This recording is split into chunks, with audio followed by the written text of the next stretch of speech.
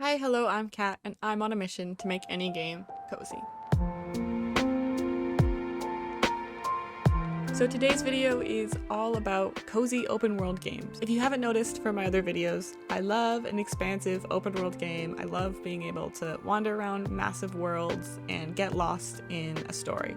So today I wanted to list 6 of my absolute favorite open world games and the ones that I find the coziest and easy to just have a casual playthrough. They're not super intense and they allow you to kind of play the game at your own pace and play however you want to play, which I think is really important. So my criteria today is games that, again, allow you to move along the story at any pace that you'd like, ones that have gorgeous scenery that you can really get lost in and forget that you're even playing a game, and finally that have lots of side quests and distracting things pretty much that you can get lost in instead of playing the game. So if you like this kind of game, at the very end of this video I'll also be mentioning some upcoming games that I think you should check out that are coming out in the next year or so. So make sure you watch until the end of the video to see what those games are so you can add them to your wish list. So without further ado, grab your coffee, grab your tea, and let's get to the list.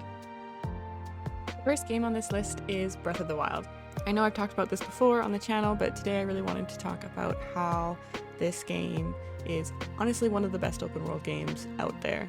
Not only has it really revolutionized the industry of open world games and added so many elements that other games now use, but it's also just, I think, the coziest of them all. It really does not feel intense at any point in the game, even when you're fighting enemies and stuff.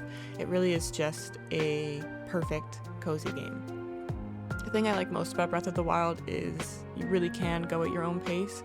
The idea of not having to follow a linear storyline despite being in an open world is really, really intriguing. The fact that you can fight the bosses at any order you'd like, you can go to any world first, you don't have to do anything in any order, is really, really cool. I also love how many shrines and side quests there are. There are, I think, over 120 shrines in the entire game, which means you can literally never run out of things to do. On top of that, there are lots of side quests that are very chill and very cool. My favorite one, I think like most people, is Terrytown, where you get to build your own town in the middle of this world, which is very cool. There's just lots of things to do. I've played this game, I think, 5 times over now, and I still find new side quests to enjoy. And I just think it's the right game if you're looking for something to really get lost in, to adventure around in. And if you really like puzzles, it's a great game for the shrines are really intriguing puzzles. And it really does balance out the tempo of the game. And the combat might seem a lot at times, but I promise you, you can avoid it. And it really gets easier as you go. The second game on the list is Immortals Fenyx Rising. So Immortals Fenyx Rising is very similar to Breath of the Wild, and honestly I think was very heavily inspired by it. It has a very similar feel in terms of the expansive world, but mainly the puzzles seem very influenced by shrines from Breath of the Wild. And the climbing is identical, so you can climb anywhere pretty much. You have kind of like a stamina bar like you would in Breath of the Wild, which I think what makes Breath of the Wild and Immortals Fenyx Rising so good is the fact that you have no limits to where you can explore. You can climb any mountain, you can get to any point, and it makes you feel like you're actually in that world and you're not just following whatever white lines are to tell you where you can climb, which is really cool. My favorite thing about Immortals Fenyx Rising, though, is the story and the hilarious narration. You get Zeus and Prometheus yabbering on over top of the entire game, and they're characters. They're so good and so funny, and I think they really add something unique to the game. It's based on Greek mythology, so there's got lots of funny interactions with the different gods. Ares, I think, is my favorite one. His scene when you meet him is just super funny. If you also like taking game photos, this is a really good one. It has a really good in-game camera. But most of all, I think the big thing that makes this cozy is character customization. This game has a lot more character customization than I've seen in any other open world game. You can change your character's hair, gender, clothes, face structure. It's insane, and I think it really adds an extra element to this, and it makes you feel like you're your own character, you know? I think it's what you miss out on some of the other games on this list. Generally, I think you should check out this game if you really loved Breath of the Wild and you're looking for something else.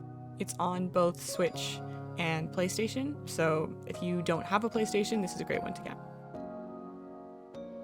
The next game on the list is The Witcher 3. This might be the most unexpected one on the list, but I promise it is indeed cozy. The main idea I think is similar to the other games on this list, is that the world is just so expansive and you really don't have to follow the main storyline or fight all the enemies. There are some intense bits that were not as cozy, I will say, and we did play this on stream, but it was really, really fun, and I found that I could really just, wander around, ride my horse through some pretty landscapes. The benefit of an easy mode to make a game cozy is huge. I think we sometimes look down on easy modes in these types of games, but really I got to experience this game in a vibe and environment that I appreciate and that I enjoy.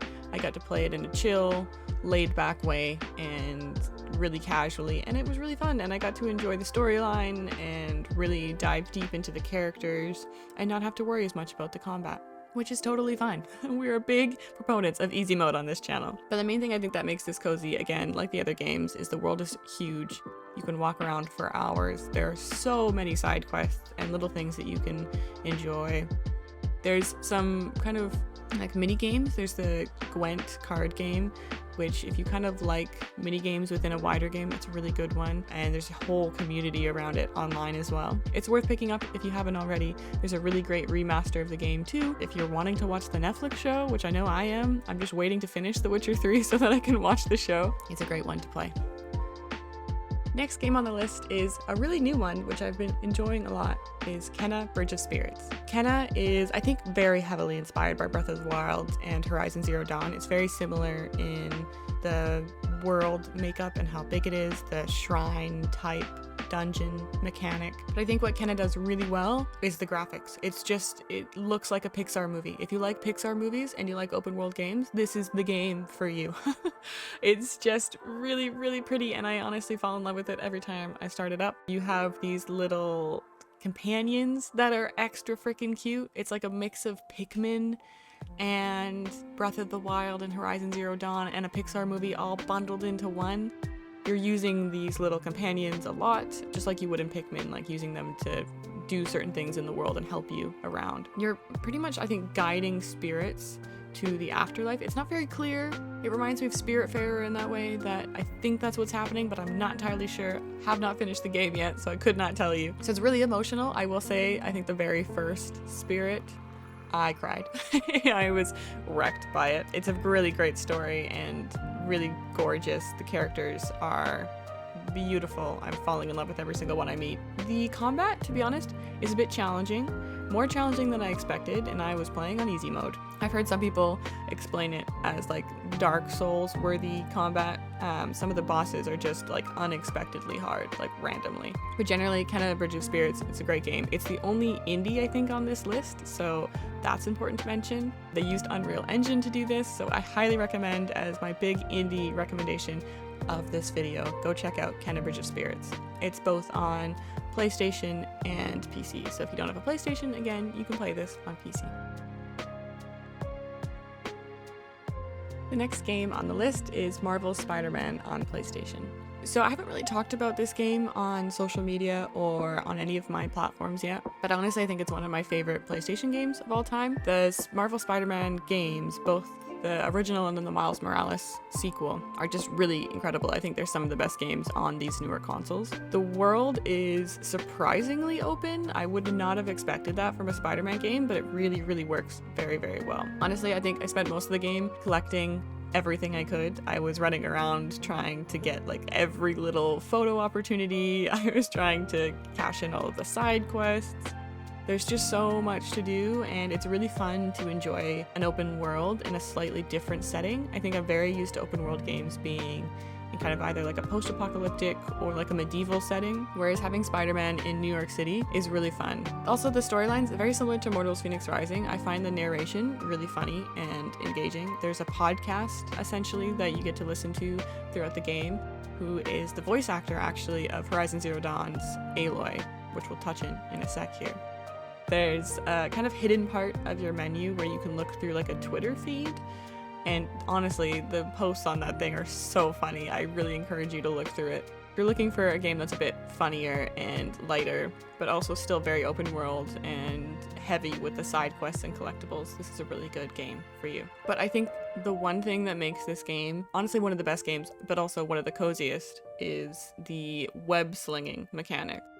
I don't think I've ever experienced a game mechanic as satisfying as flying through the air as Spider-Man in these games, but it is just outrageously satisfying. It's so comforting, and I could do it literally for hours. I could do nothing else in the game and just web sling around the city and I would be satisfied. So I'd highly recommend if you like satisfying game mechanics like that, or if you've just always wanted to experience what it might feel like to fly through the air as Spider-Man.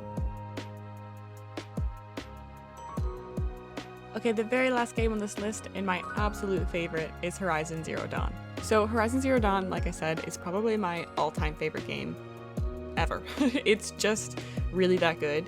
It is the perfect blend of action-packed and chill with some of the most gorgeous graphics I've seen on a console game. I have honestly never replayed a game as much as I've replayed Horizon Zero Dawn. I just keep wanting to go back and experience the story and meet all the characters all over again for the first time. I think it's just some of the best storytelling I've seen in a game. I love a good post-apocalyptic story, so it's even better that way. But also Aloy is just a really convincing lead character, and I want to be her friend, and I want her to have friends. So I find meeting the other characters and stuff really fun. The best part though, I think, and you'll get this the minute you see footage of the game or get to play it yourself, is the nature. The graphics are incredible and you really do feel immersed in the different landscapes. The world goes from very different landscapes across North America, so you'll get mountain ranges to desert to forested, and it just feels so good. There's also just amazing side quests scattered throughout, and they're both optional and really useful, so you get some really good items that make the game easier if you go on those side quests. The hunting grounds are a good example. There's also some optional dungeons that remind me a lot of like original Zelda game dungeons. They're really hard and they're all very different. Some of them are more focused on puzzles, others on big boss battles, and others on like stealth missions. So it really keeps the game varied, but you can also just skip them if you don't want to. If you'd rather just ride around and do the main story and meet all the characters, you can also do that, and that's completely fine. But the last thing I will say, I think of all these games, this is the one game that I think I enjoy the combat the most, and it's the only one I think I'm good at, to be honest. I find the stealth missions, especially the bandit camps, really fun. I could honestly just do bandit camps over and over and over again and enjoy myself. And I usually hate stealth, like I really hate them. I'm very much more of a get right in the battle and slash him with my sword kind of girl, because I grew up with Zelda. The combat in this game is just so good, and the bow and arrow mechanics, amazing. It's very satisfying, and I really recommend it. If you like games like Breath of the Wild, this is a great game to pick up. It's now available on PC. Before it was a PlayStation exclusive, so if you don't have a PlayStation, you can now pick this one up, which is very exciting. Alright, that's all my games on the list for my favorite cozy open world games that I think you should check out. But before we end, I want to talk about 3 games that I think you should add to your wish list that are coming out in the next year or so. So the first one on this list is an indie game, and it's called Palia. Palia is described as a cozy world made for you, which I think kind of nails this category. It's described as a massively multiplayer community simulation game set in a brand new high fantasy world with elements of open world adventure games. It's a cozy and welcoming world that we hope fans of the community sim genre will love for years to come. It just sounds like the perfect game, and it's going to be, I think, very influenced by open world adventure games like the ones on this list today. There's no date for when it comes out, but I highly recommend you keep it on your Steam wish list and keep an eye on it, because I do think it's going to take the community by storm. The next game on the list is Horizon Forbidden West, which shouldn't be a surprise considering how much I love Horizon Zero Dawn. So Horizon Forbidden West continues 6 months after the events of Horizon Zero Dawn. Aloy, a machine hunter, has traveled west to investigate a mysterious and deadly blight. In these uncharted lands, she will meet strange new tribes and encounter ever more deadly machines. Together with old friends and new companions, she must brave this new frontier to find the answers she needs to save the world. This doesn't come out until February of 2022, but I'm very excited. We get to explore a whole new landscape with Aloy, and it looks like Aaron is still going to be with us as well, which is exciting. So it'll be very interesting. I'm excited to see what they do with it. There looks like there's some new game mechanics, which will be really fun to explore, and yeah, I can't wait. The next game on the list is Pokemon Arceus. This doesn't come out till January 2022, but I am very excited. I am a huge Pokemon nerd. I have no clue how they're going to pull off an open world game for this series, but considering what they did for Breath of the Wild, who knows? I think Nintendo has proven that they can do creative things, so I'm very excited. The game says it'll be about survey, catch, and research wild Pokemon in a long-gone area of Sinnoh to complete the region's first Pokedex. So that is the list for today. Let me know in the comments, what did you think? What games did I miss? What games should I play next? Again, obviously there's so many more that could be included in this list, and I cannot wait to explore them myself. And mostly I'm really excited about these games coming up. I honestly think those 3 are going to be some of my favorite games of all time, so I'm very, very excited to try them out. Don't want to put too much pressure on them, but I'm very excited. So if you liked this video, please do like, subscribe, hit that notification bell, do what you gotta do. I really appreciate it. It helps me a lot. Also, if you like this kind of content, I post gaming reviews over on Instagram at CozyGamerCat.